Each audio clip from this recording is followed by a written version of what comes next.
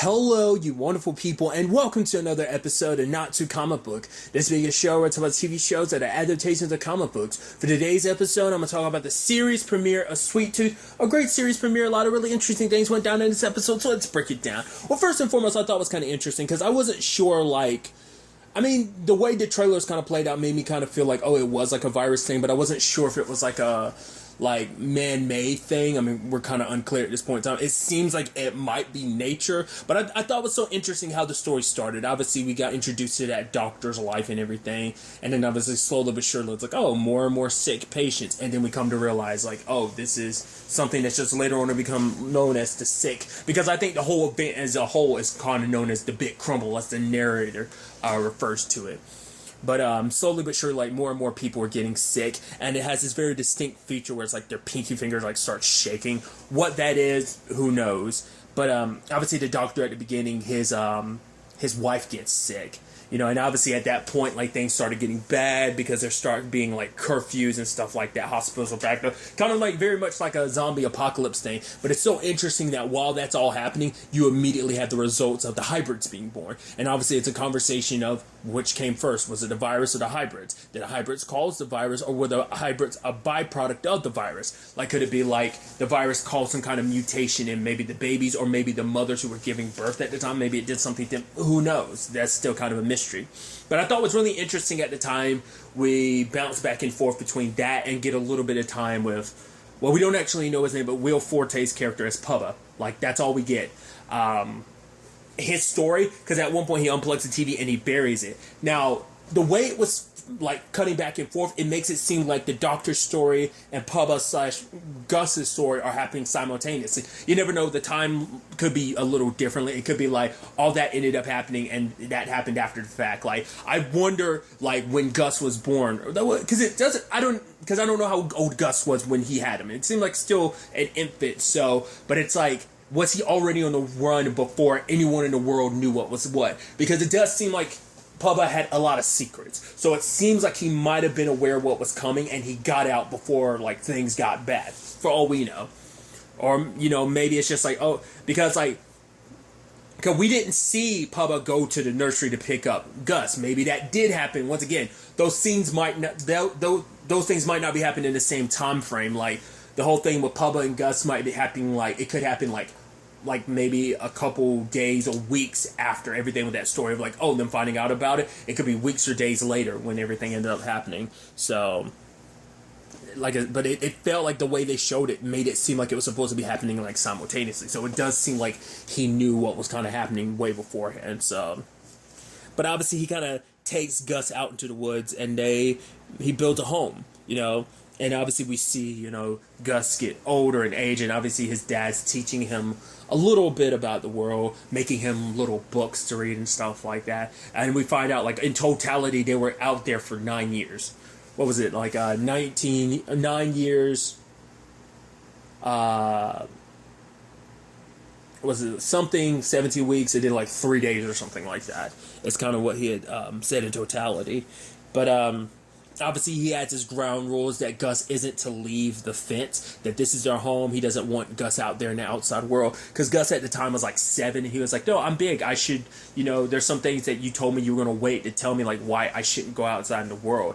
Because he had saw a deer, and he thought, oh, that's my mama. It's no, that wasn't your mama. Your real mom, your mama's gone. But for him, it's he sees we're the same. I have the same ears as that deer. So that's got to be my mom, And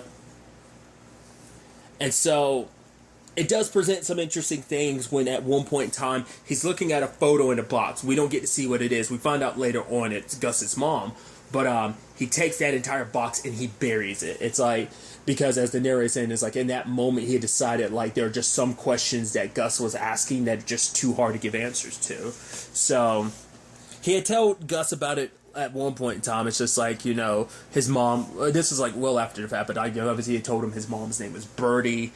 But at one point in time, obviously he got super pissed at Gus because Gus wandered near a fence. Now what was interesting is he has his rules of you hear a growl, you duck.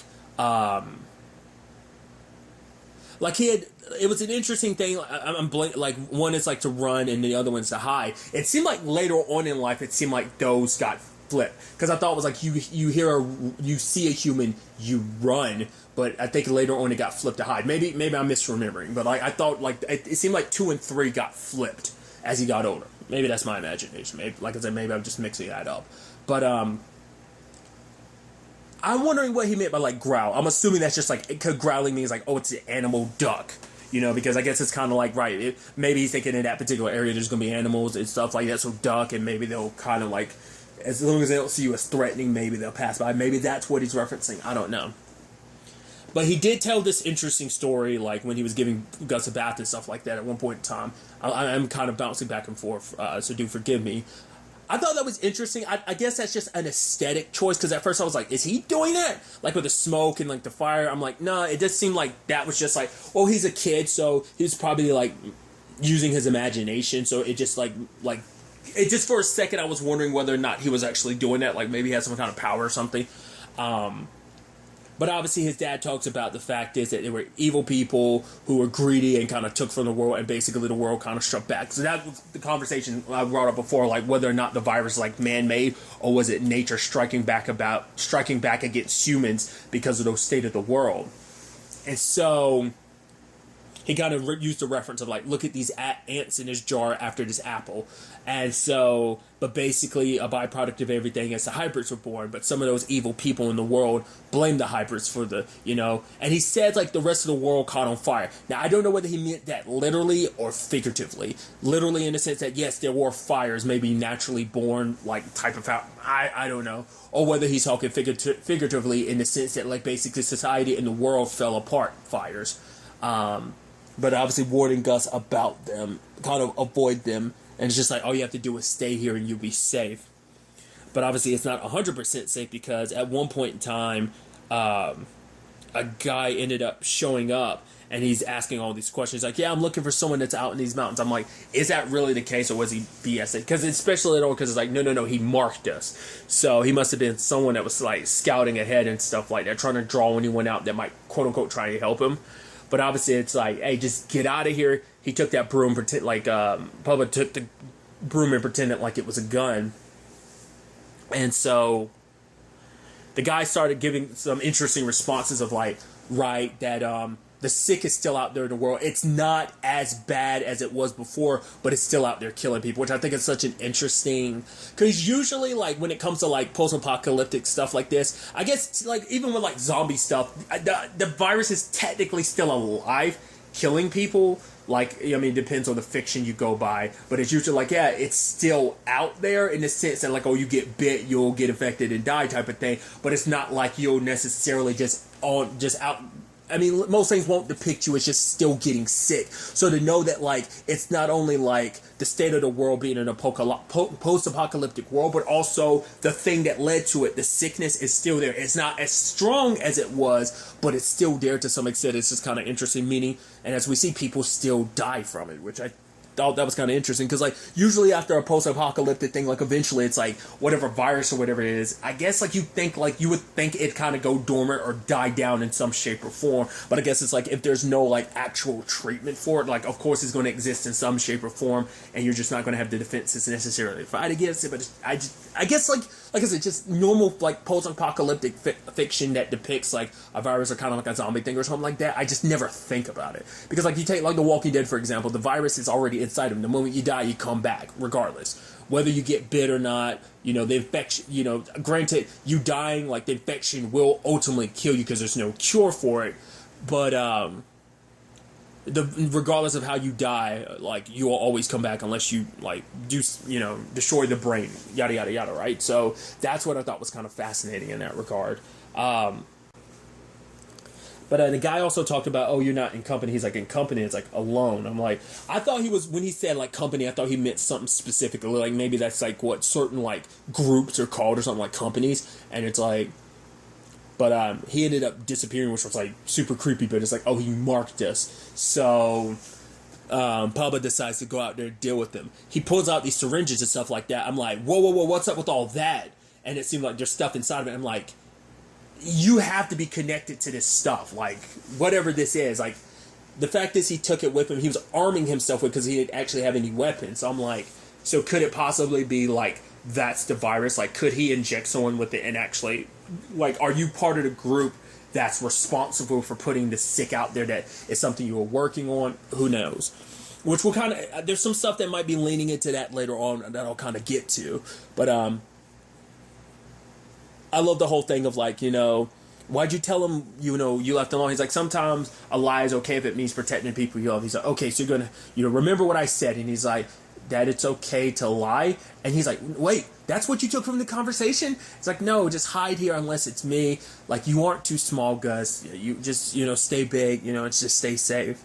And at one point, he hears his dad screaming, and he comes out, and his dad's stumbling forward and ends up passing out. Like, he's like, it makes it seem like he got rid of that guy. So I don't know if maybe in the process, he got stuck with it, because it's like, you've been out here for 9 years and you managed to not catch the sick, and it just happens that in this encounter you did. It could have just been, maybe it's a situation where he infected the guy and the guy didn't affect him by like, either like the guy bled on him, or maybe the guy, instead of it him injecting the guy, Papa got injected by the guy.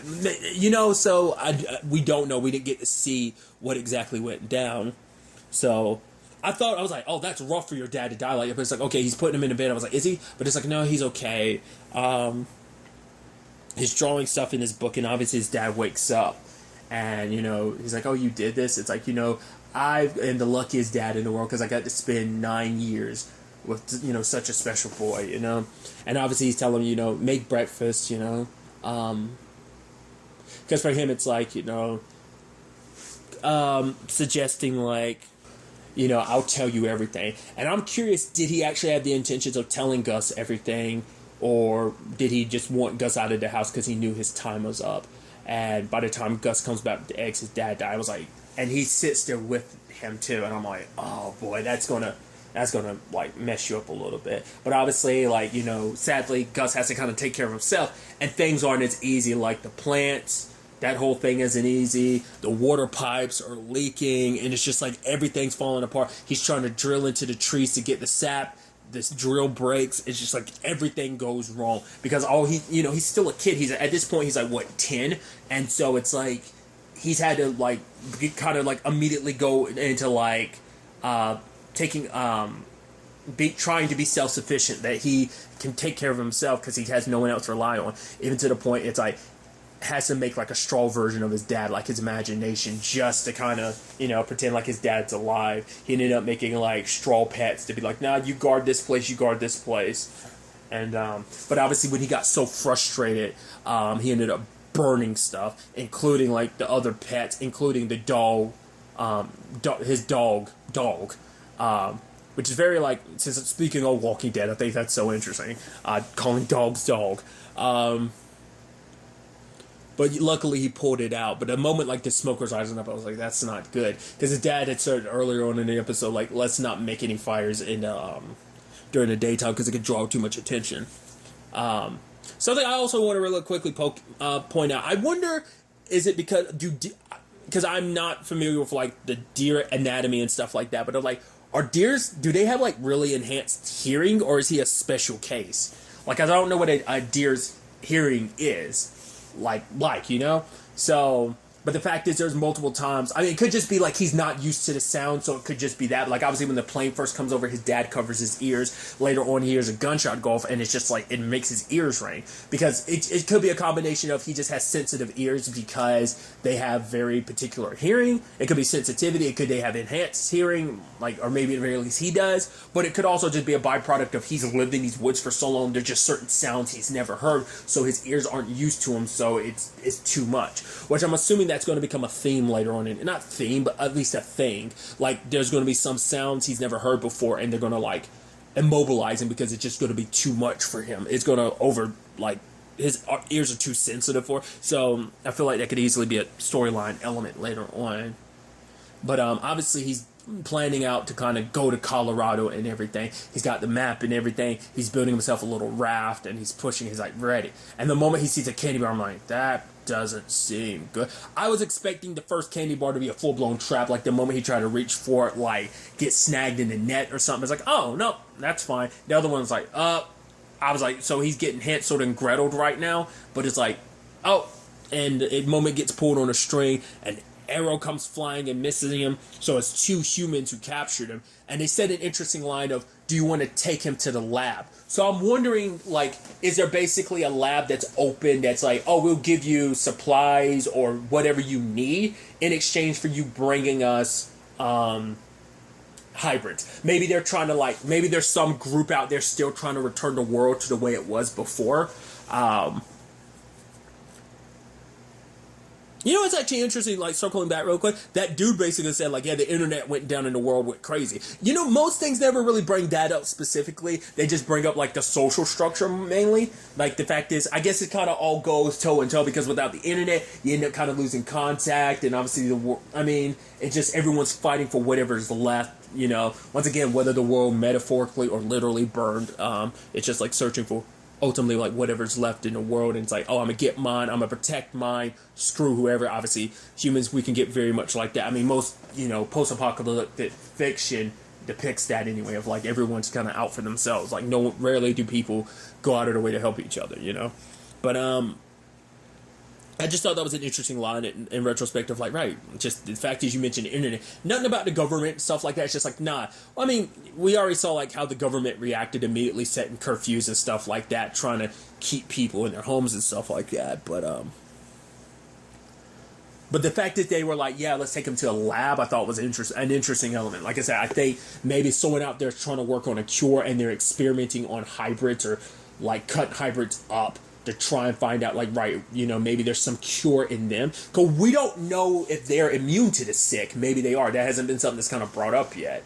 But they were like, no. Like, the fact is, he's a special case because he's a deer kid. They're like, yeah, we've never seen a deer kid before. So that must mean, like, obviously, like, there's some genetics that repeat. So, like, maybe there's a few dog kids, a few bird kids, but him being he's special because he's the only deer kid, which... maybe that also plays into, his public situation of, like, why he's kind of a special case as well. Because another thing, too, it's like you were your mom's life. Because I was wondering if, like, him being born killed his mom. Like, maybe there was kind of a little bit of irony behind those words. But it seemed like, at least the way it's implying, like, his mom was around after he was born. So we don't know what those circumstances are. But he just knows that the picture says Colorado. So he's going to go try and see if he can find his mom there. I didn't know that was, like, I knew, like, the preserve is kind of like he saw that message and stuff like that, and it's in Colorado, but I thought that was his main journey. It's like, no, tracking down his mom's his main journey, so, but, going back to it, I think that we're kind of dealing with, I guess we're doing a little bit of the Last of Us, at least part one, with how Ellie's kind of the cure. Maybe like hybrids in general are kind of similar, which actually, when if you're familiar with The Last of Us, there's actually a lot of similarities in that, like how hybrids are the cure, and obviously Ellie's a quote-unquote cure. Spoilers if you didn't know that much, but you find out some interesting stuff like near the end of the game about the whole cure situation, which I think is kind of fascinating, that maybe it kind of is kind of similar in the same regard. But they want to take him because also, like, the fact is he's talking, and they're like, whoa, wait, what? He can talk and speak? Which I'm like, oh, like, do most hybrids, like, maybe he's more human than hybrid? Maybe that's what to imply, or just maybe just in general he's a special case. Like, maybe it could be just that, like, hybrids aren't, like, treated the way that he was, so he was raised... I'm curious about that. I find that fascinating. Like, they're like, oh, you can speak? Like, everyone's shocked by that, so... It must be such a rare case amongst, like, either they, like, maybe certain human functions are kind of lost on them because they're more animalistic, but maybe Gus is more human than he is. So from what we can tell, like, his ears and his horns are the only hybrid aspect of him. So maybe it's more like, rather than being like a 50-50, maybe it's 75-25, or maybe most hybrids are 75-25. They're just 25% human, 75% animal. Maybe he's the inverse. He's the vice versa of that. 75 human, 25% hybrid animal. Like, I don't know. But luckily, Tommy shows up, which that was an interesting thing at the beginning to be like, oh wait, he's a football player? Because I wasn't expecting that. Also, I like that we got that introduction of like, oh, that's who he is immediately. Granted, we still don't know a lot of his story, but obviously he killed home dude. I love like as one of the dudes died, he flung an arrow into the air and it literally came down and shot the other dude. But Tommy wasn't letting the guy go, and even he was saying like, oh, I was considering to take you in myself, but then he heard Gus talking. It's like, oh, wait, you're special, like, because, you know, none of them talking. It's like he had changed his mind. I wonder, was he really going to do that? Which is, you know, he even said, he's like, I'm an asshole, but I'm not that big of an asshole, which I'm like, I wonder, was he just threatening that, like, was he there to get supplies and stuff like that? So would he have actually turned Gus in for a reward or whatever? Because he's also saying, like, your horns, for when you're a deer kid, and there's never been any deer kids. But I also love, like, Gus has all those traps set up, but, like, because he had thrown, like, a whole bunch of jacks and, like, marbles on the floor. Obviously, there's a string that the moment you cross it, it's, like, a little toy, like, crosses, and he's got, like, that, quote-unquote, dummy of his dad, like, to scare people away. But, Tommy ends up helping. Regardless of everything, it's like, because like Gus is like, my papa's going to be back and he's going to get you. He's bigger than you, and it's like, nope, they don't make him bigger than me. But regardless of everything, Gus constantly slinging rocks at him. He like tapes everything up, gives him advice about how to handle things. Even saying like, oh, you should get that scarecrow out here just every couple of days. The birds aren't idiots, aren't dummies. So. And we find out where, you know, the title of this series, as well as, I mean, I'm assuming it's the same in the comic book. Once again, another thing, I'll let you know ahead of time, I should have brought it up at the beginning. I've not read the comic book.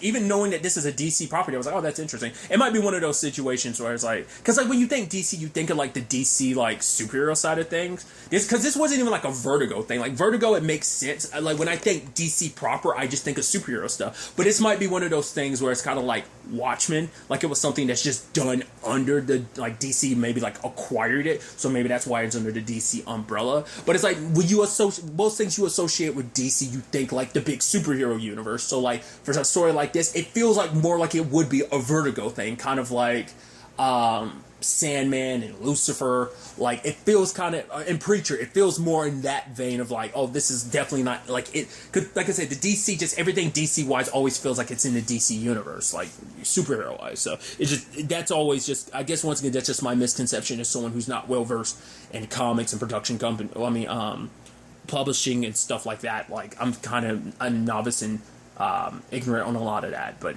it just, that's what kind of crosses my mind. But I mean, to be fair, once again, it's like Vertigo and DC are like, Vertigo was under that umbrella, and like I said, I think they kind of fused to become more one unit. But like I said, this seems like it was a DC comic, like, proper. Because like another one would be like iZombie. Like, I know that's a Vertigo comic. Cause I feel like if this was Vertigo, they would distinguish that to a certain extent, but maybe because Vertigo doesn't, I mean, at least last time I checked, I don't think it was, like, back in 2020. It's a whole conversation. I'm going to go down that tangent, but I just thought that was interesting. But obviously, my whole point, I went on a huge tangent, was about Sweet Tooth, that he's the one that gave him the name because he is, you know, has such a sweet tooth, like obviously his go-to thing is syrup, but it's like, you know, he's telling him, like, don't go out there in the world. He's like, because Gus is under the impression he's the last of his kind. He's like, whoa, is that what he told you? There are more out there like you, but the fact is there are bad people out there too, so you need to stay here where it's safe, you know? Kind of basically, you know, don't lose that fire inside of you. Like, you're going to need that to kind of stay alive. You know, because basically if anyone ever gets their line or shot on you, they will not miss. So you need to be careful, Sweet Tooth. And he leaves. But for Gus, he thinks to himself, maybe Dad was wrong. You know, maybe staying here isn't the safest place. Like, despite them staying there, he ultimately ended up dying, you know? So it's like, Gus staying here, especially alone, like, maybe, you know, maybe his dad was wrong, and he starts thinking. So packs up all his stuff. And I love the narrator being like, he broke his dad's rules slowly and then all at once. And so he runs past the fence, and he calls out to the big man. He's like, take me with you. So that's where we end. A very, like I said, great introduction to the series, especially as someone who is not familiar with the property at all, like I said earlier. So, really interested to kind of see ultimately where this goes. Are we going to meet any other hybrids? And once again, like, will they be like Gus, or will they, because it seems like he's a special case that he can talk and everything. So it might make it a little easier for him to pass for human. They would have to do something about covering his horns and stuff like that. But yeah. Like I've been doing recently with stuff that's kind of dropped out all at once like this, I am watching everything one episode at a time and then reviewing it. So at this point in time, I've only watched the first episode and now I'm doing a review. Then I'm watch the second episode and do the review, so on and so forth. It's still a newish thing that I'm doing. I've been doing it for the past couple of reviews that are kind of released all at once like this. So, I'll eventually stop bringing it up every time. So once again, I'm going to try and put everything out on the same day. It just depends on when I'm able to get to everything. Cause I want to get everything done all at once, and then I'll start releasing them. Once again, maybe like an hour apart from each other, maybe 2 hours. I haven't decided. It'll probably more likely be an hour, but we'll see. Maybe even 30 minutes. I haven't decided yet, but yeah, like, I'm really interested to keep going and see, where the next episode ends up taking us with this series. But really, that's all I want to talk about. Until the next time we meet, be happy, be safe, live life to the fullest, and enjoy it. Good day, and goodbye.